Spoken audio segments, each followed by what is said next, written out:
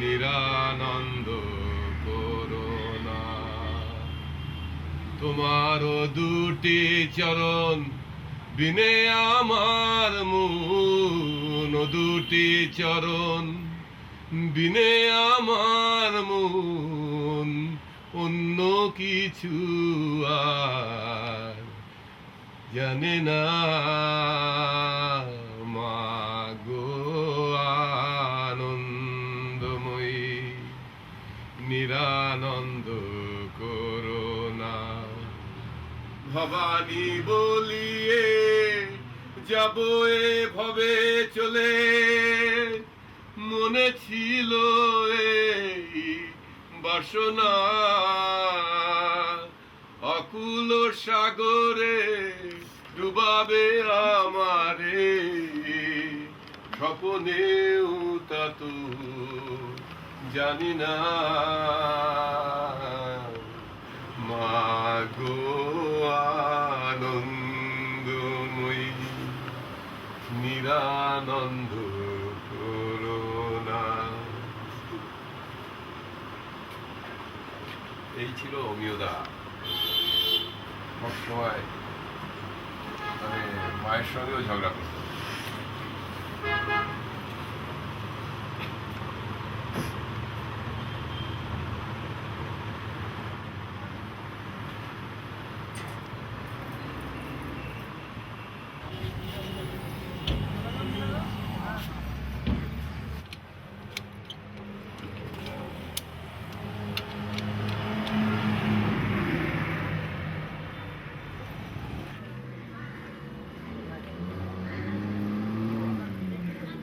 যেখানটায় তোমাদের নিয়ে যাচ্ছি, এই বাড়িটার বয়স হলো 350 বছর।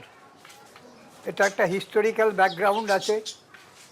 আজকে যে জায়গায় এসে দাঁড়িয়েছি সেটা হচ্ছে একটা ভাঙাচোরা প্রপার্টি, যার মধ্যে দিয়ে আমরা আমাদের রিয়েল ট্রুথটাকে খুঁজে পাব।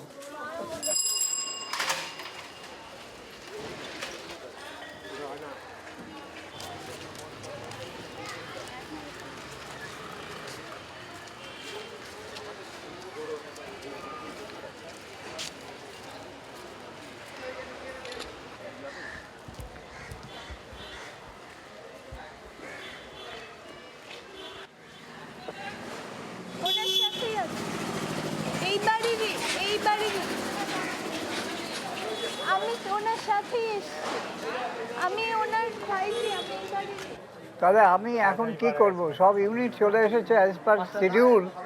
আমরা তো বাড়ির দখলও নিচ্ছি না, কোনো লিটিগেশনও করছি না, কোনো কিছু নয়। আমাদের কাছে পুলিশের চিঠি রয়েছে, এনিহোয়ার ইউ ক্যান গো দেয়ার। এখানে উকিল কি করবে? হ্যালো, তুমি জানো না বাড়িটা নিয়ে কি ডিসপুট চলছে? আরে ডিসপুট চলছে, ডিসপুট চলুক। ডিসপুটের মধ্যে ইতিহাস তৈরি হয় না।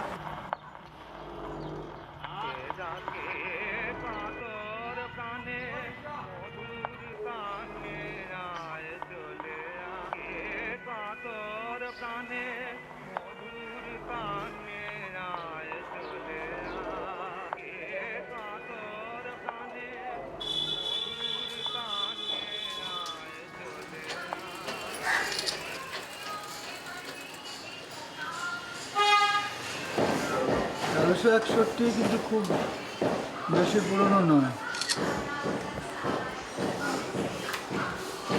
হয়তো এই পোর্শনটা 1361-তে হয়েছিল। এখানে মিউজিক কনসার্ট। হ্যাঁ, কারণ আমি একবার মনে হচ্ছে ছোটোবেলায় ঢুকে দেখলাম যে এখানে বসে কেউ একজন সেতারের মতো একটা কিছু, তখন খুবই ছোটো, সেতার কি তানপুরা বস্তু, কিন্তু সেতার আমার এখন শব্দের স্মৃতি মনে পড়ে।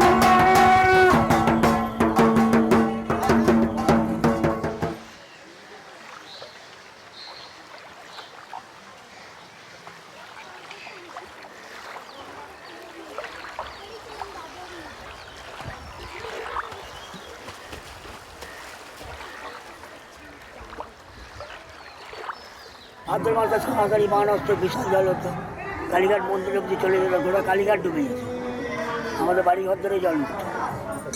কাউন্সিলর বিভা মিত্র যখন হলো তখন এই জলের গঙ্গার জলের সঙ্গে ড্রেন জয়েন করানোর জন্য সংস্কারগুলো তৈরি করতে হবে। তখনই তো আপত্তি পড়েছিল, কিন্তু তখন করা হয়নি। আর জলপথ দিয়ে সব ড্রেন পাস করিয়ে যাবে, নাহলে এই জল আগা করে পরিষ্কার থাকে, আগা গোড়া।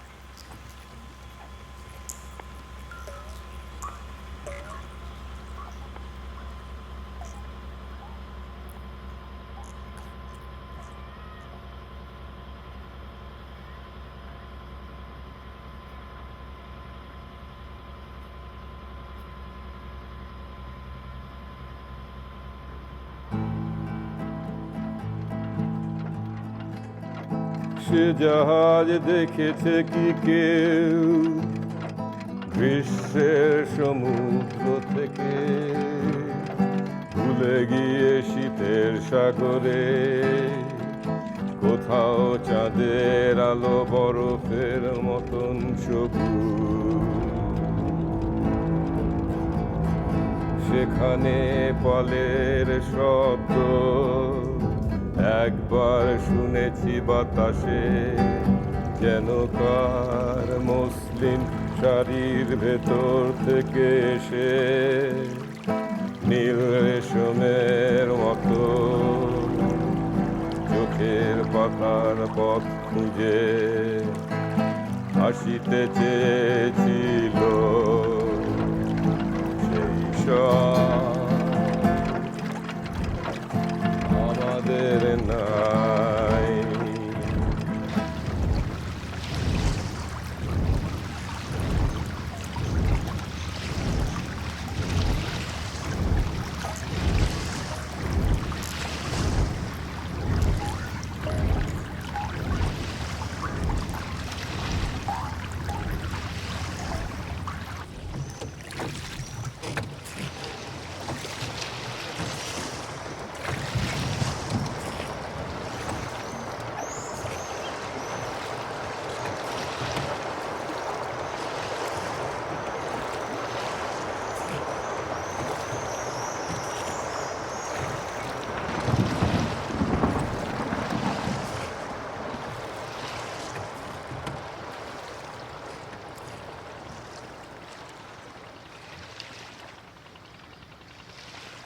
এটা ছিল একটা ত্রিমোহনা, নদীর ত্রিমোহনা।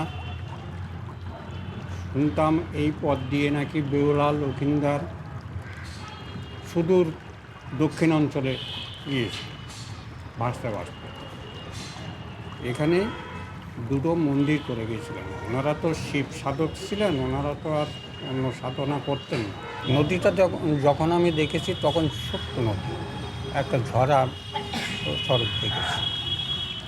জোয়ারে আসতো, জোয়ার খেলতো, জোয়ার ভাটা খেলতো, কিন্তু সেটা ঝোড়া আকারের ছিল, অর্থাৎ ছোট্ট নদী হিসাবে, খাল হিসাবে।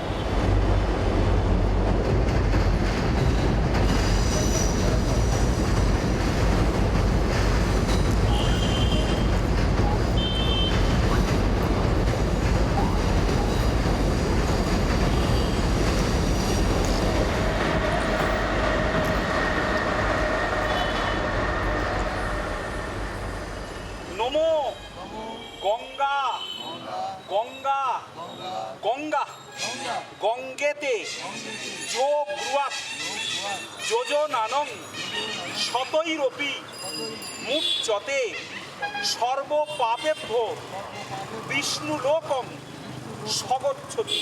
মাথায় জলের ছিল, রাইট হ্যান্ডের রিং ফিঙ্গার দিয়ে একটু জল নিয়ে গালে 3 বার জলের ছিঁড়ে দেন।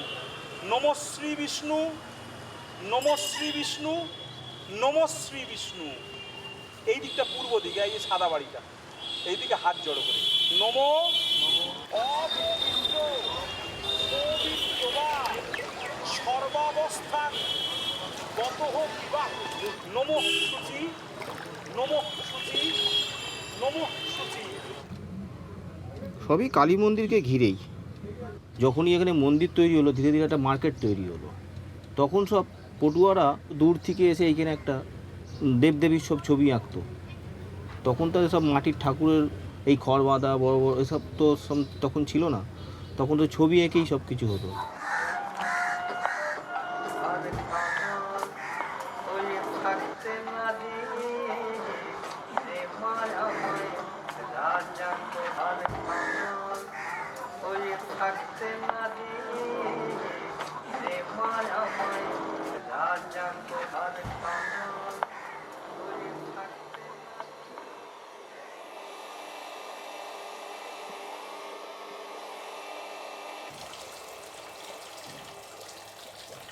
আমি যেটা শুনেছিলাম বাড়ির দুই মহিলা কি একটা তারা কী সব গয়নাগাটি ওই ঘরে ছিল সেসব এনেছে, বেরিয়ে এসছে, দেন এগেন দে এন্টার, মানে সীতার পাতাল প্রবেশের মতো। বাচ্চারা ছিল, তারা দেখছে মা মা করে, just went into the hole. অদ্ভুত লাগছে।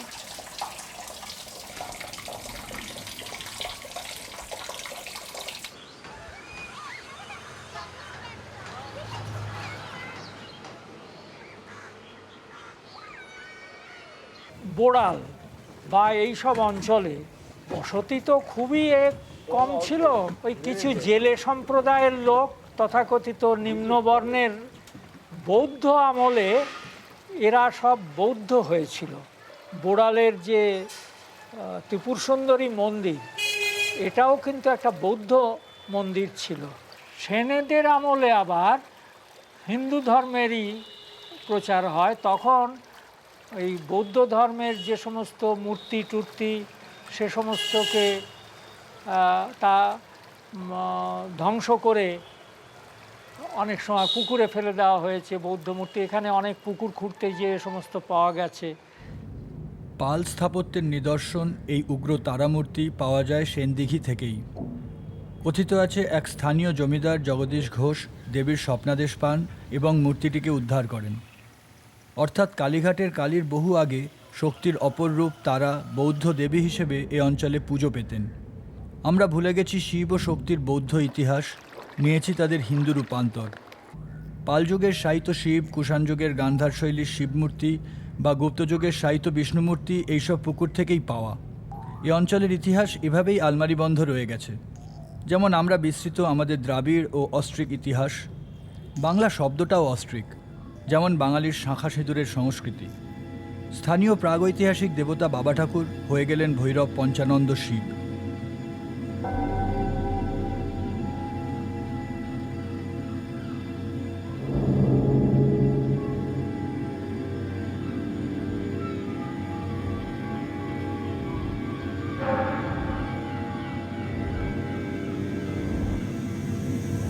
বাংলাদেশ তো একসময় বলা হতো রসাতল।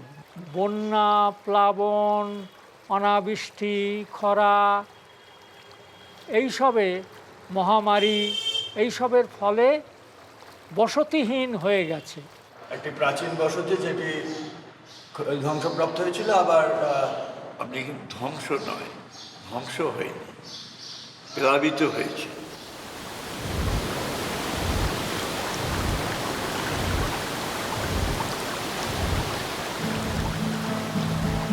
তবু তুমি বলো না কি সে জাহাজ আছে, আমরা নাবিক। মাথার ভিতরে এক সাগর রয়েছে যেন আমাদের, ঢেউয়ের ফেনার ঝিমে আমাদের নীল শিরা ভরে গেছে। আমরা হয়েছি তাই সমুদ্রে স্পঞ্জের মতো, সাগরের ঢেউ গল্প খেয়ে ফেলে বেঁচে থাকে, স্বপ্নের বুদবুদ সমুদ্রে সেইখানে জমে আছে, আর তুমি নিংড়ায়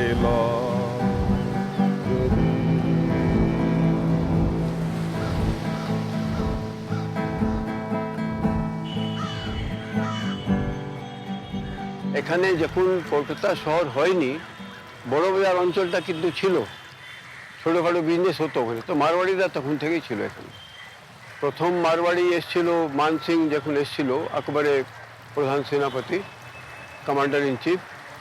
ও যখন এসছিল আপ টু জিয়াগঞ্জ অবধি গিয়েছিল, মুর্শিদাবাদ। ওদের সঙ্গে মারওয়াড়ি বিজনেসম্যান এসছিল, তারা ছিল বিশেষ জাতির মারওয়াড়ি, জৈন।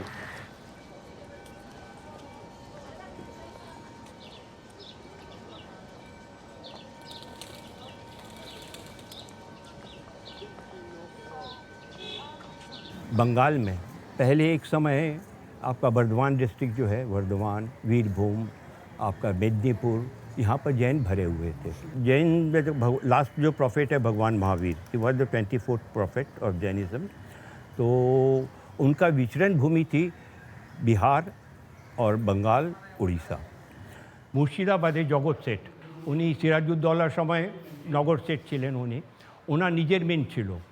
एमनी मिन्ट सब समय राजा महाराजा बा एদের गवर्नमेंटर मिन्ट হয়, ওনার নিজের মিন্ট ওনাকে পাওয়ার দেওয়া ছিল, সেই জন্য ওনার জগৎ সেট নাম টাইটেল হয়েছিল।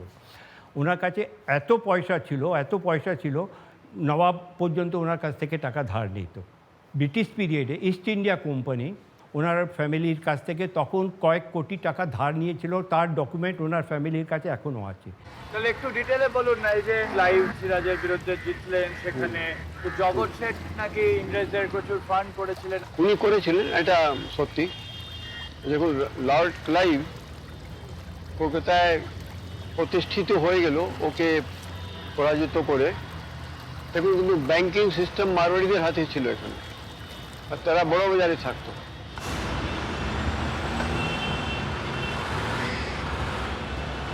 প্রথম ব্যাংকিং আরম্ভ করেছিল এখানে ওঙ্কার মলসরা, এই আপনার ওই ট্যাগর ফ্যামিলি যে দ্বারকানাথ, তার আগে ব্যাংকিং সিস্টেম এখানে আরম্ভ হয়ে গেছিল লর্ড ক্লাইভের সময়।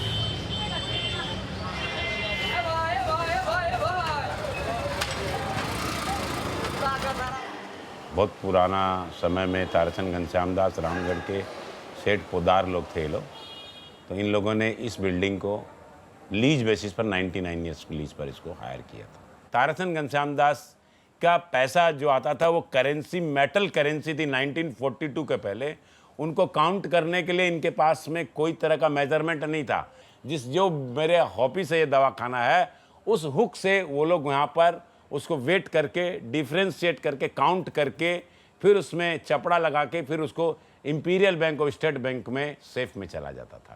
বড় বাজারে দেখুন তিনটে ছিল, চাঁদি, একটা চাঁদিওয়ালা ছিল, ওখানে চাঁদি নিয়ে সাট্টা হতো, সোনা নিয়ে সাট্টা হতো, ওপিএম নিয়ে সাট্টা হতো। কিন্তু সাট্টা এই গ্যামলিং।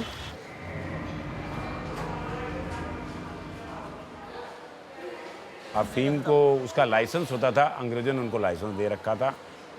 मालवा इंदौर से अफीम आता था, उसकी छोटी छोटी बैग आती थी, 2 किलो, 4 किलो, 5 किलो की छोटी बॉक्स, कार्टून। वो कार्टून यहाँ से चाइना एक्सपोर्ट होता था। तो चाइना की जनसंख्या इस अफीम के कारण ही बढ़ी थी। तो ये जो अफीम है, इसका जो ऑक्शनर थे वो जुगल किशोर बिरला और बलदेव दास बिरला के परिवार वालों ने अफीम से ही व्यापार बढ़ाया था। और अफीम चौरस्ता के ऊपर में यहाँ पर, जिसको अपने लोग कलाकार स्ट्रीट, मल्लिक स्ट्रीट का क्रॉसिंग बोलते हैं, यहाँ पर अफीम ओपीएम का ऑक्शन होता था। बिरला, कनौड़िया, रंगटा, ये पुराने व्यापारी।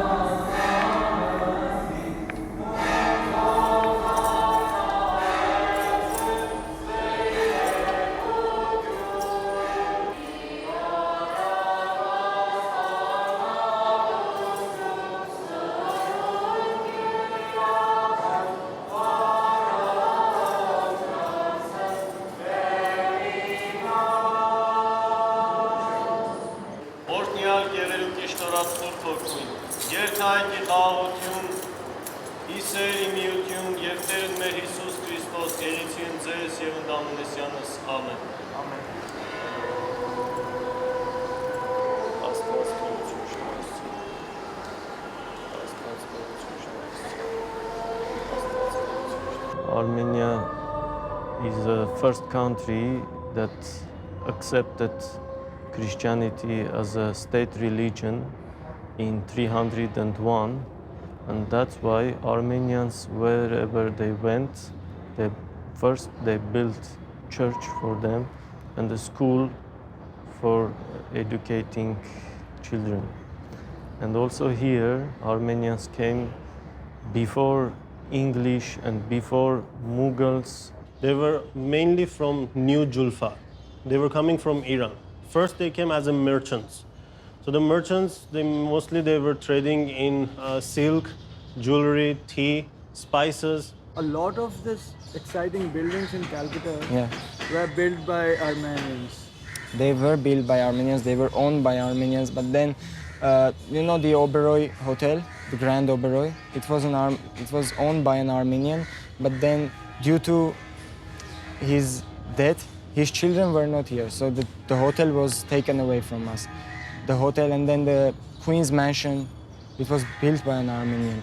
But then Stephen Court, if you know, Armenians are excellent architects, and I think the British used that to, you know, for their own purposes, you know. In 1821, after the Armenian College was opened, then children from Syria, children from Iraq, Iran, Armenia, they started to come here to get education.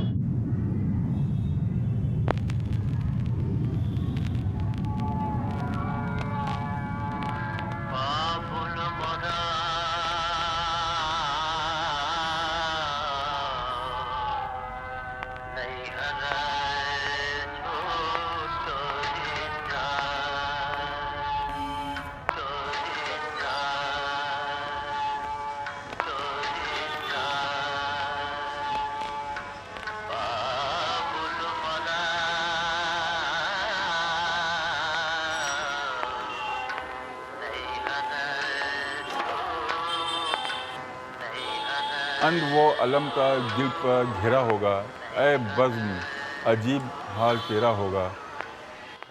शमा कैसी बुझ जाएंगे घर घर के चिराग, छुप जाएगा अख्तर तो अंधेरा होगा। वाजिद शाह की नगरी मटिया भुज में आप लोगों का इस्तकबाल करते हैं, हम वेलकम करते हैं और आदाब। এটা लखनऊ तहजीब एखाने प्रचलित আছে, एखोनो प्रचलित আছে।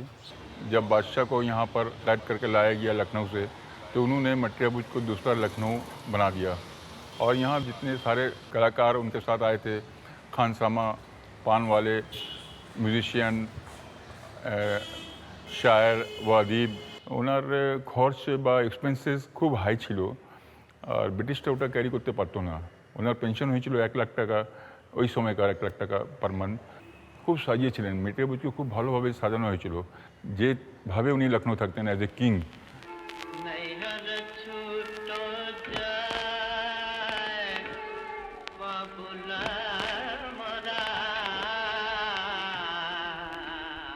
মটিয়া ভুজে ওনার পার্সোনাল চিড়িয়াখানা ছিল, ওপেন এয়ার চিড়িয়াখানা, যেখানে এমনি জন্তু জানোয়ার ঘুরতো। একবার তো এখানে ফেমাস আছে, আপনি হয়তো টেলিগ্রাফ বা অন্য পেপারে আনন্দবাজার পত্রিকায় তো বেরিয়েছিল যে দুটা টাইগার নদী পার করে বোটানিক্যাল গার্ডেন চলে গিয়েছিল এনার এখান থেকে, এনার মহল থেকে। ওখানে ও ডাইরেক্টর বা কাউকে ইনজোর্ডও করেছিল। তো ওরা ওখান থেকে একটা মেসেজ পৌঁছেছিল, ইংরেজরা ব্রিটিশ শাসনের সময় উনি বলেছেন, আরে এই বাঘকে এত ওপেনলি ছেড়ে দেওয়া হয়েছে কেন? তখন ওয়াজিদ সাহেব বলেছিলেন যে আমি যখন নিজে ক্যারে আমাকে নিয়ে এসছো, আমি কাউকে বেঁধে রাখতে চাই না পিঞ্জারাতে। যত বিপ্লবীরা এখানে ভেতরে করে বসে আড্ডা মারতেন, তারা কী আলোচনা করতেন কেউ জানতো না, খালি নিজেদের মধ্যেই করতেন। এবং কাজী নজরুল ইসলাম যখন বসে এখানে বিপ্লবী কবিগুলো লিখতেন, তখন নেতাজি সুভাষ বোস ছিলেন প্রেসিডেন্সির ছাত্র। উনি প্রায় দিন দুপুরবেলা এসে এই কাজী নজরুল ইসলামের এইসব কবিতাগুলো এই করতে পারতেন। একবার কাজী নজরুল ইসলামকে পুলিশ অ্যারেস্ট করতে আসে, বলে উনি একজন বিপ্লবী।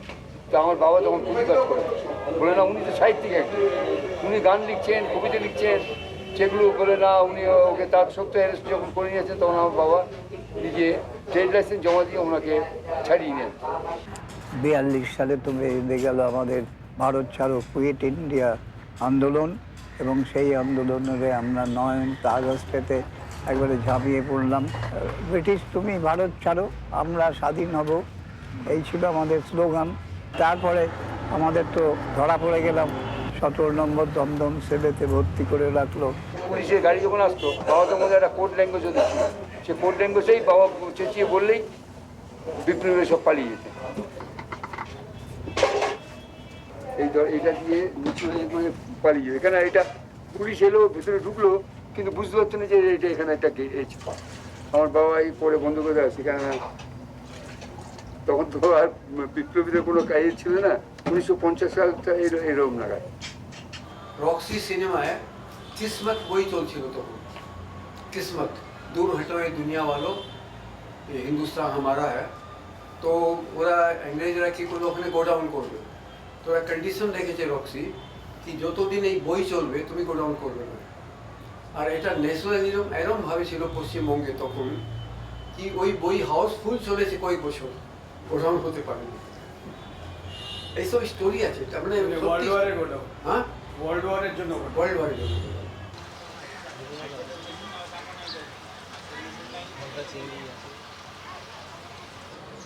এই ক্যারিকেচার ব্যাপারটা কি করে এলো কিছু জানিস? এটা যেহেতু কালী মন্দির ছিল, যখন পাশেই রেড লাইট এরিয়াও ছিল, যেমন দেখবে বাবুকে ঝাঁটা তুলে মারছে, এগুলো সব ওইখান থেকেই এগুলো বহু ব্যঙ্গচিত্র, যেটা বাবুকে ঝাঁটা তুলে মারছে, গলায় গামছা দিয়ে, এগুলো পটের খুব পুরনো ছবি, এগুলো ওইখান থেকে উঠে আসা। বাবু কালচার বেশিরভাগ দেখবেন সব রেড লাইট এরিয়ার সব ঘটনা বেশিরভাগ থাকে। রূপচাঁদ পক্ষের নাম তো নিশ্চয়ই শুনেছেন সবাই, যিনি সব ফ্যামিলিতে গিয়ে গিয়ে সব হিস্ট্রি লিখতেন। তিনি বলছেন যে আশু এত মিউজিক্যাল মাইন্ডেড ছিল, মানে সাতুবাবু, একদিন ওনার এক চাকর, ওই ঠাকুর বাড়ির ঘটনা, উপরে ঝাড় পুঁছতে পুঁছতে একটা ঝাড়ের কলম আর কি ভেঙে পড়েছিল। তো সেইটা শুনে উনি চান করছিলেন ঘরেতে, বলে এই শোন কী করলি বলতো, বলে ভেঙে ফেললি, আরে ভাঙ আবার। সে তো চাকর ছিটিয়ে গেছে, বলে ভাঙবকে, ভাঙ আগে উঠে, আবার ভাঙ। সে জোর করে তাকে এক একটা মানে ফানুস আর কি ঝাড়ের এক একটা ভাঙাচ্ছেন, আর বলছে আরেকটা ভাঙ, আবার একটা ভাঙ। এরম করতে করতে যতগুলো ঝাড় ছিল সব ভেঙে দিলে। বলে আহ কি মিষ্টি আওয়াজ, কি সুরের আওয়াজটা, তাহলে কি মিউজিক্যাল মাইন্ডেড লোক ছিল।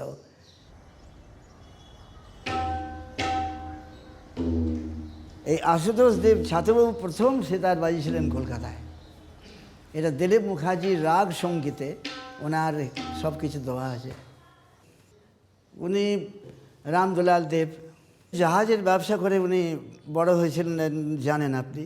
তার আগে উনি হাটখোলা দত্তবাড়িতে থাকতেন। ওনার বাড়ির মালিক মদন মোহন দত্তর অধীনে কাজ করতেন উনি। তখন ওনার 18 বছর বয়স। আগেকার দিনে সব জমিদারদের মৌজা থেকে খাজনা আদায় করে সব আনা হতো। এরম একদিন আদায় করে নিয়ে আসছেন, সঙ্গে ওনার ছিল 14,000 টাকা। উনি দেখলেন যে দূরে একটা জাহাজ ডুবে গেছে, সেই ডুবো জাহাজটা নিলাম হচ্ছে। উনি ভুলে গেলেন যে উনি ওনার টাকা ওনার নিজের নয়, স্থান কাল পাত্র বিবেচনা না করে উনি 14,000 টাকায় নিলাম ডেকে ওই জাহাজটা কিনলেন। এমন সময় উনি ইংরেজ এসে বলছেন যে জাহাজটা আমি কিনবো, বলে ও তো বিক্রি হয়ে গেছে। সঙ্গে সঙ্গে দৌড়ে এসে যেই দেখেছেন বলে একটা বাচ্চা ছেলে বসে আছেন, হ্যাঁ, সেই জাহাজের মালিক প্রথমে দেখে বিশ্বাসই করেননি, বলে আমি তোমাকে 1,14,000 টাকা দিচ্ছি। তখন সেই টাকা নিয়ে উনি বিজনেস করেন। এই হচ্ছে ঘটনা। অদ্ভুত লাগে না একটা অ্যাবসেন্স কমপ্লিট। রনু দাদু রোজ ওই সিঁড়ি পরিষ্কার করতো, তো সিঁড়ি পরিষ্কার করছে, আতরওয়ালা এসছে, এসে বলেছে বাবুকে ডেকে দাও। মানে এটা আমাদের ছোটোবেলায়। বাবুকে ডেকে দাও, মনে যত গম্ভীর হয়ে ঘরে চলে গেল। হ্যাঁ দাঁড়াও বলে চলে গিয়ে পরিষ্কার জামা কাপড় পরে এসে আচ্ছা না বলো।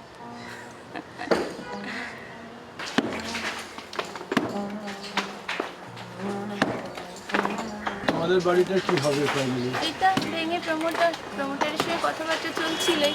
মেচকা এরই মধ্যে বলছিল যে এরা সামনের পোর্শনটা সরিয়ে দিলে আমাদেরটা তো ঠিক আছে, ওখানটায় গিয়ে থাকা যাবে, ছেড়ে আর যেতে ইচ্ছে করে না।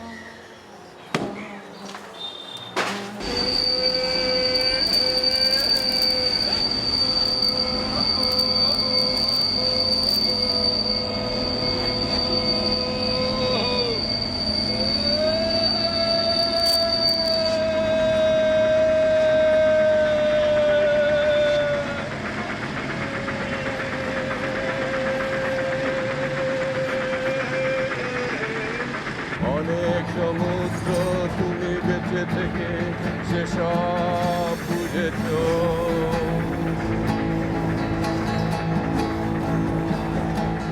এইখানে আলসির মতো সব মানুষের মুখে আমাদের মানুষের মুখ সব দেখা যায়। অনেক দেখেছি আমি সে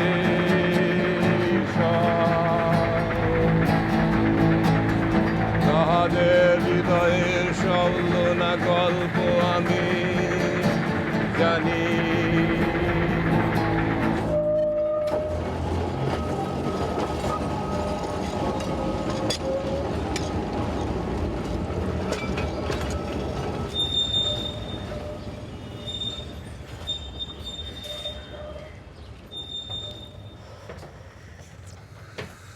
একটা জিনিস আমার খুব মনে হয়, এটা আমার কাছে খুব ইন্টারেস্টিং, এই যে আমাদের ধর্মতলার ওই দিকটা করে খিদিরপুর যে লাইনটা, এটা তো first electric line, and this is the first electric line in Asia, এবং সেটা এখনও চলছে। কলকাতা শহর যখন বড় হয়েছে, it is mainly because of trading.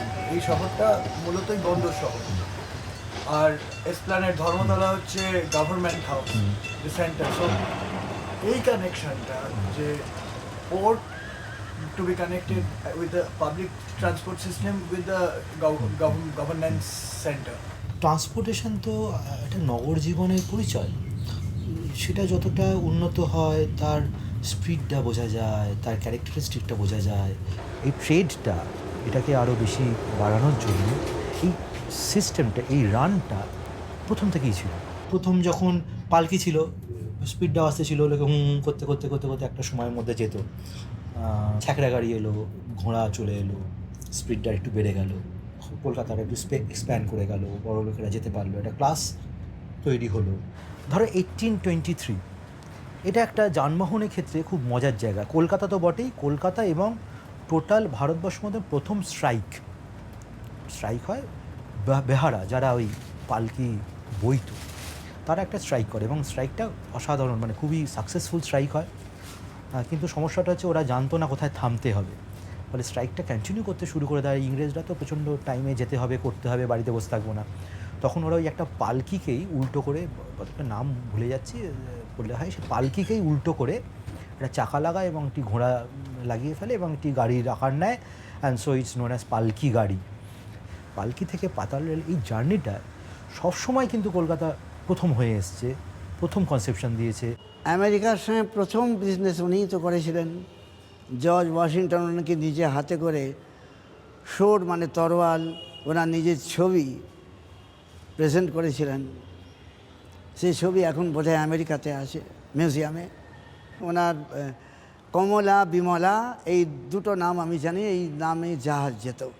তারপরে আপনার ছাত্রবাবু লাটুবাবুর সময় থেকে আর ব্যবসার কোনো খবর পাওয়া যায় না।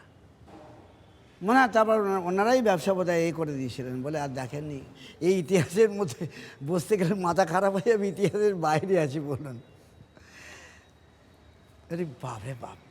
তারপর মল্লিক, তারপর শোভাবাজারে রাজা কৃষ্ণদেব, দেন লাহা, দেন সিল, দেন ল। ওদের ছিল মানে মনোপলি ছিল এখানে বাংলাদেশে, মানে দুই বাংলা এক ছিল, তো মনোপলি ছিল বিজনেসে। আপনি বোধহয় দেখেছেন বিমল মিত্রর ওই সাহেব বেবি গুলাম, ওরা তো চলে গেল লাক্সারিতে, বিলাসে, আর সব কিছু হারিয়ে ফেললো। তার জায়গা নিয়েছে মারওয়াড়ি। মারওয়াড়ি কিন্তু পাক্কা বিজনেসম্যান, খুব কানিং। ওরা একদিকে ব্রিটিশদের সঙ্গে ছিল, আর একদিকে ওই স্বাধীনতা সংগ্রামে টাকা পয়সা দিত, যেরকম GD Birla. GD Birla practically, আমি জিডি বিড়লাকে বলি যে ব্রিটিশের লোক ছিল, গান্ধীকে সবসময় টাকা দিয়েছে, প্রচুর টাকা, ব্ল্যাঙ্ক চেক দিত। আর শেষে বললো জিডি বিড়লা গান্ধীকে কি গান্ধী, সাইমন কমিশন আসছে, যা বলবে আপনাই মেনে নেবেন, যদি না মেনে নেন তাহলে এখানে কমিউনিস্ট রিভলিউশন হয়ে যাবে, দেশটাকে ভাগ করলেও আপত্তি করবে না, স্বীকার করে নেবে। আর গান্ধী স্বীকার করেছে। এইটে এখন কথা প্রসঙ্গে বলি, আমি যখন সিপিআইতে জয়েন করলাম, এটা ভেরি ইম্পর্টেন্ট, আমাকে মুজাফফর আহমেদ 80 নম্বর ধরমতলা স্ট্রিটেতে আমাদের অফিস ছিল। মুজাফফর আহমেদ বললেন, আমিও ওই মুসলিম লীগের যে ব্যাপারটা, এ তো আমি এখনও মাথায় আনতে পারছি না, তুই যা গিয়ে খবর নিয়ে আয়। আমরা তো রওনা হয়েছি, আমি আর জাকির দুজনে। মুসলিম লীগের প্রসেশন যাচ্ছে, মৌলানা আকরাম খাঁ হলেন, বসলেন, ওর পাশে বসলো সুরাবর্দী, শহীদ সুরাবর্দী, তারপরে হলো খাজা নাজিমুদ্দিন, তারপরে ছিলেন ফজলুল হক। এইরকমভাবে সব লাইন দিয়ে সব বসে আছে। ইন দ্য মিন টাইম ওখানে ওই সীমা অধিকারী সে গান আরম্ভ করলো, ডায়াস সঙ্গীত, সাপ कहते हैं अल्लाह देख लो कुरान में, क्यों ना बाकी बनेगा पाकिस्तान हिंदुस्तान में। এই এসএন ব্যানার্জি রোডের কর্নারে বাঁ দিকেতে 1 তলা থেকে 4 তলা পর্যন্ত ডিপার্টমেন্টাল স্টোর ছিল, এর নাম হলো হোয়াইট ওয়েল রেড লো, এবং সেখানে তুমি মোটর গাড়ি থেকে আরম্ভ করে আদপিন পর্যন্ত কিনতে পারবে। হ্যাঁ, হোয়াইট ওয়েল রেড লো। সেই দোকানটা ভাঙলো মুসলিম লীগের লোকেরা, ভেঙে সব লুট করতে আরম্ভ করলো। একবারে কেশি দাসের ওই মিষ্টির দোকান থেকে যে ভিএন কারিগর সে দেখছিল, তার মুন্ডুটায় গাফাত করে কেটে একবারে মাটিতে পড়ে গেল। এই প্রথম বউনি হয়ে গেল। দেশ ভাগ যখন একটা লোক ছিন্নমূল্য একটা জায়গাতে আরেকটা জায়গায় চলে আসে উইদাউট এনি সাবসিস্টেন্স, মানে অধিকাংশই কিছু না নিয়ে এসেছে। বর্ণনগরে প্রচুর ছিল, কী বলে, বাবুদের বাগান বাড়ি ছিল, সেই বাড়িগুলো ফাঁকাই থাকতো পড়ে, বড় বড় বিশাল বাড়ি, বাগান মাঠ প্রচুর বড়। হঠাৎ মানে কি তাড়াতাড়ি, খুবই তাড়াতাড়ি, অল্প কয়েকদিন, এক মাস 2 মাস ধরে, মানে হুড়মুড় করে দেখা গেলো প্রত্যেকটা বাড়ি ভর্তি হয়ে যাচ্ছে, পিলপিল করছে লোক, মানে it's a mace of a thing. জীবনের স্ট্রাগল বলতে কি বোঝায় সেটা কিন্তু মানে ওদের ওখান থেকে আমি মানে খানিকটা নিজে বুঝতে পেরেছিলাম। ব্রিটিশার্সরা এই ডিভিশনটা ক্রিয়েট করবার জন্যই পার্টিশনটা তৈরি করলো। সেই দিক থেকে ওরা পার্সিয়ালি, যেটাকে বলে ইমিডিয়েট রেজাল্টের দিক থেকে সাকসেসফুল হলো। জাস্ট দাঙ্গার পরবর্তী বছরখানেক, বছর দেড়েকের মধ্যে সেটা প্রায় কমপ্লিটলি পুষে গিয়েছিল। সেটা কি একটা লেফট এক্সপেরিমেন্টেশনগুলোর জন্য?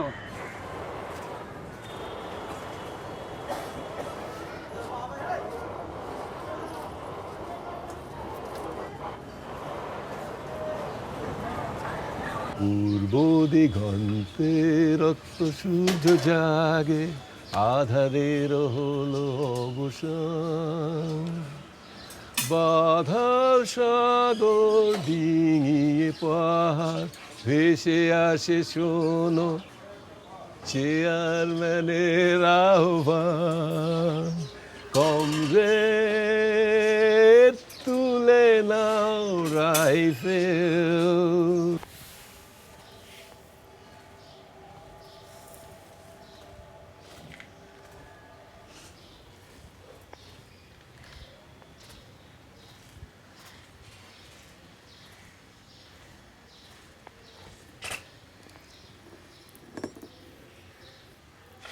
সে নকশালবাড়িতে একটা আন্দোলন আপনার মনে পড়ছে, কৃষকদের আন্দোলন হয়েছিল, আর পুলিশ গুলি করে 20 থেকে 25 জনকে মেরে দিয়েছিল। ওইটাই হচ্ছে নকশালবাড়ির আরম্ভ হয়েছে ওখান থেকে, নকশালবাড়ি থেকে। আজকে তো নকশালবাড়ি গুন্ডাদের ঘাঁটি, নেপালে ওখান থেকে স্মাগলিং হয় বেশি। তখন আবার এই সিপিএমও ডিভিশন হয়ে গিয়ে একটা গ্রুপ বেরিয়ে এলো যেখানে কিনা চারু মজুমদার, কানু সান্যালেরা শোনাতে লাগলো যে সশস্ত্র বিপ্লব, ভারতবর্ষ হচ্ছে আধা ঔপনিবেশিক এবং আধা সামন্ততান্ত্রিক দেশ, চায়নাও সেরকম ছিল। তো সে সময় যেগুলো বিভৎসতাগুলো ছিল, আমাদের বন্ধুরা সে সিপিএম করছে কি, সে ছাত্র পরিষদ করছে কি, নকশাল করছে, সব ওকে মারছে, ছাত্ররা ছাত্রকে মারছে, এটাই ওদের উদ্দেশ্য ছিল, সেটা হয়েছিল। আমরা দৌড়ে গেলাম দেখলাম একজন যুবর ডেড বডি পড়ে আছে, গুলি করেছে। আমাকে বলা হলো পরে যে পুলিশ ওকে এনকাউন্টার করে এখানে মেরে ফেলে দিয়ে চলে গেছে। সেটা কিন্তু আমরা জানতাম যে পুলিশ এসব করে, আর পুলিশ করেছিল এইখানে এই সামনে ময়দানে। 12 থেকে 14,000 ছেলে মেয়েদের হত্যা করা হয়েছিল। নকশালরা যা করেছে তার থেকে বেশি পুলিশ করেছে। দেশপ্রতি কাগজ ছিল, কিংবা দেশ হিতৈষী আমি জানি না, একটা নাম আছে, আইদার দেশপ্রতি ও দেশ হিতৈষী। সে চারু মজুমদারের কাগজ ছিল, নকশালদের কাগজ।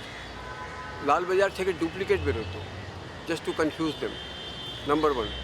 নাম্বার 2, পাড়ায় গুন্ডাদেরকে ডেকে মালখানা থেকে হাতিয়ার ওদেরকে দেওয়া হয়েছে, আর বলা হয়েছিল যে হাতি বাগানো এইসব পার্কে তোমরা বসো সন্ধেবেলা, আর যখন লোকেরা আসবে এক থপ্পড় মারবে, যা আছে পকেটে সব নিয়ে নেবে, আর বলবে যে বলো মাও সে তুম জিন্দাবাদ।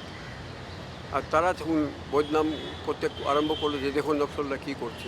হঠাৎ দেখলাম সিআরপিরা এসে আমাদের পুরো কর্ডন করে নিয়েছে, করে নিয়ে 81 জনকে একটা রাতে পুরো একদম মানে যখন ভ্যানে তুলছিল প্রত্যেককে একটা সলিড করে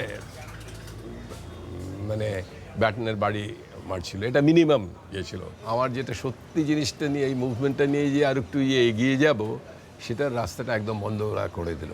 যারা একটু অ্যাম্বিশিয়াস মানে নিজেদের জন্য নয়, দেশকে আমরা করব, দেশে একটা কমিউনিজম আনবো, দেশে সোশ্যালিজম আনবো, ওই আইডিওলজি নিয়ে তারা রাস্তায় নেমেছিল। তারা নিজের জন্য ওরা নামেনি। ওরা দিয়ে যা বললে এখন এইরকম হচ্ছে, ওই বরানগরে নকশাল নিধন আরম্ভ হয়ে গেছে।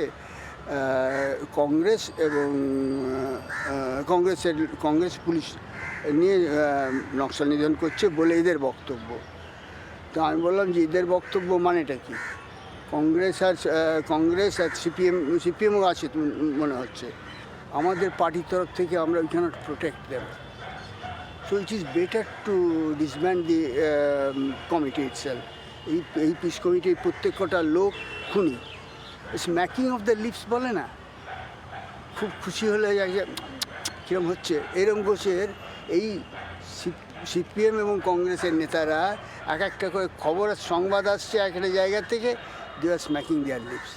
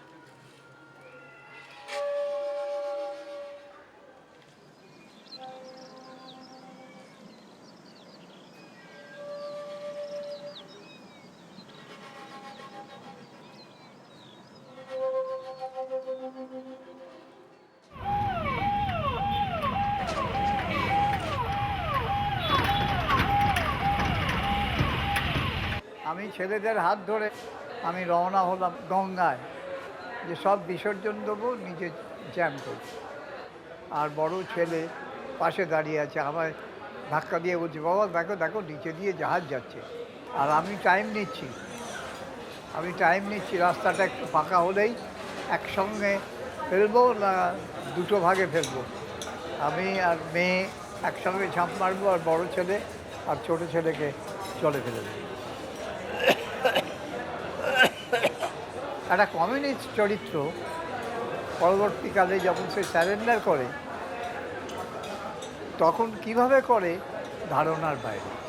আমার তো কার্ল মার্কস কোথাও বলেননি এই অপকর্ম করার জন্য। মোমেন্ট, এই মোমেন্টের দাস আমরা।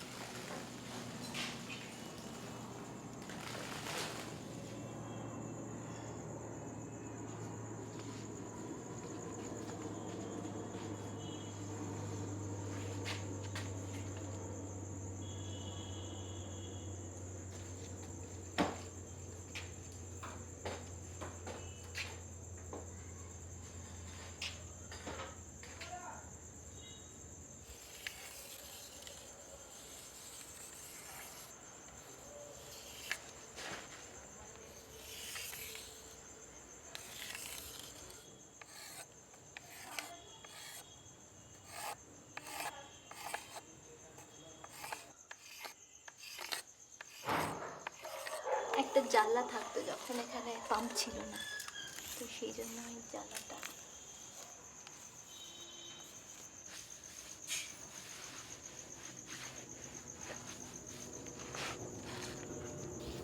এটা হচ্ছে যখন আমাদের ছাদে বৃষ্টির সময় ছাদ দিয়ে জল পড়তো নালাতে, এই জল ধরে রেখে বারান্দাটা ভাঙবো।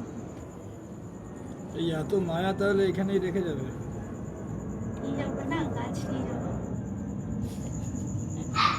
এই বাড়িটাতে এইভাবে চলে যাবে তো ভাবিনি যে এখানকার খালা ক্ষত দাদুর ভূতের গল্পে সব চরিত্ররা নিশ্চয়ই আসে এখন। এসব চটি জুতো অনেক কিছু রেখে গেলাম।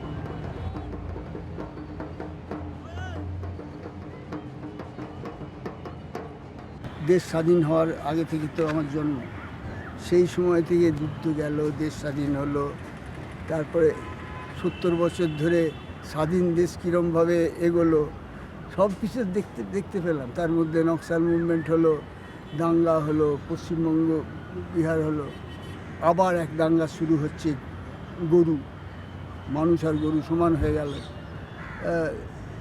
এই এক্সপিরিয়েন্সটা বোধহয় আমাদের কপাল ভালোতেই হয়েছে।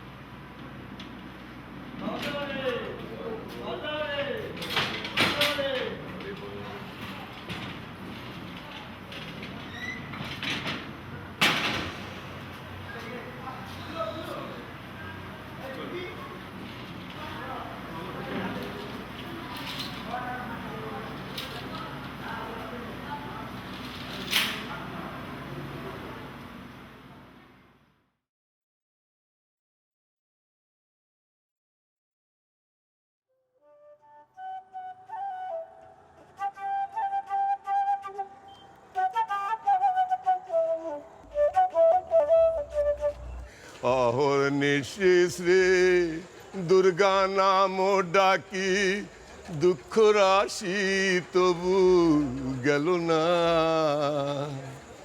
আমি যদি মরি ওহর সুন্দরী, দুর্গা নাম তো কেউ লবে না।